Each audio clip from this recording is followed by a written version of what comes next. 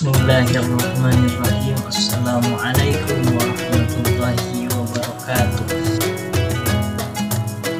Di tengah dunia yang terus berlari mengejar ilmu, ada satu sosok yang hadir mengingatkan kita bahwa adab adalah fondasi utama yang harus dibangun sebelum ilmu dicari. Dialah Ustadz Adi Hidayat, seorang dai, guru sekaligus pemimpin umat yang menjadikan akhlak dan adab sebagai kompas utama dalam menebarkan ilmu dan hikmah.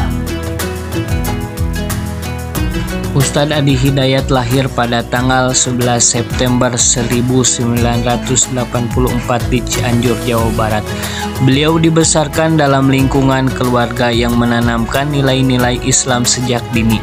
Pendidikan dasarnya ditempuh di Jakarta dan masa remajanya dihabiskan di pesantren Darul Aqram Muhammadiyah Garut. Di sanalah semangat menuntut ilmu dan menghafal Al-Quran mulai tumbuh kuat. Beliau kemudian melanjutkan studi di Jamiah Islamiyah Tripoli, Libya, mendalami berbagai cabang ilmu syariah seperti tafsir, hadis, usul fikih, dan ilmu bahasa Arab. Ustadz Adi dikenal sebagai mahasiswa yang luar biasa, cepat dalam menghafal, disiplin dalam belajar, dan sangat menjaga adab terhadap guru-gurunya. Setelah kembali ke Indonesia, Ustadz Adi aktif berdakwah dengan gaya penyampaian yang sistematis, logis, dan menyentuh hati. Beliau mampu menjelaskan ilmu agama dengan bahasa yang sederhana namun dalam maknanya. Bukan hanya di podium, tetapi juga di balik layar. Sikap rendah hati, santun, dan sopan selalu menjadi ciri khasnya. Dalam menghadapi pertanyaan kritik, bahkan perbedaan pendapat, beliau tetap menanggapi dengan tenang dan penuh adab. Bagi beliau, kepemimpinan bukan tentang siapa yang lebih tinggi, tetapi siapa yang lebih melayani. Bukan tentang suara paling keras, tapi hati yang paling lembut. Dalam banyak ceramahnya, Ustadz Adi Hidayat selalu mengingatkan ilmu itu penting, tapi tanpa adab ia bisa jadi bencana, maka pelajari adab sebelum mengajar gelar. Inilah yang menjadikan beliau role model kepemimpinan Islam di masa kini, karena beliau tidak hanya mengajarkan ilmu, tetapi lebih dari itu, ia menanamkan adab dan akhlak sebagai inti dari kepemimpinan. Adab kepada orang tua, adab kepada guru, adab kepada ilmu, dan tentu saja adab kepada Allah. Semua itu menjadi pilar kuat dalam hidup dan dakwah.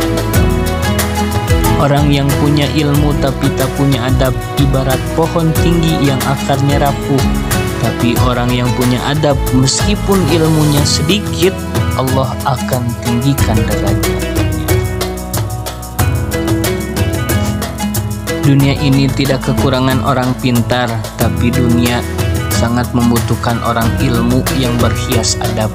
Dari Ustadz Adi Hidayat kita belajar bahwa adab bukan pelengkap ilmu, tapi dialah penopang utama penjaga hati dan menutup langkah bagi para pemimpin sejati.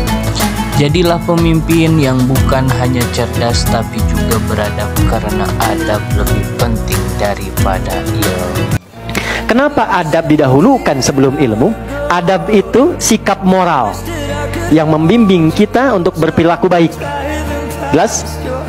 Kalau orang berilmu, adabnya belum baik, moralnya belum baik, maka dia akan berbuat perilaku yang buruk, yang damage-nya lebih besar dibandingkan dengan orang yang belum punya ilmu. Orang korupsi kalau pintar, ngambilnya banyak, dibandingkan dengan orang yang mencuri tapi nggak pintar. Ya kan? Kijang-kijang nanti durian disimpan di sini ya, tuh. Ya, banyak motifnya dan damage-nya lebih banyak. Sama, jangan dikira orang yang punya pengetahuan tapi minim adab, jangan dikira bermanfaat, merusaknya akan banyak. Ya, akan banyak. Siapa yang banyak memberikan fatwa yang keluar buruk dan itu mencelakakan. Betapa banyak orang belajar tapi kemudian setelah belajar berselisih.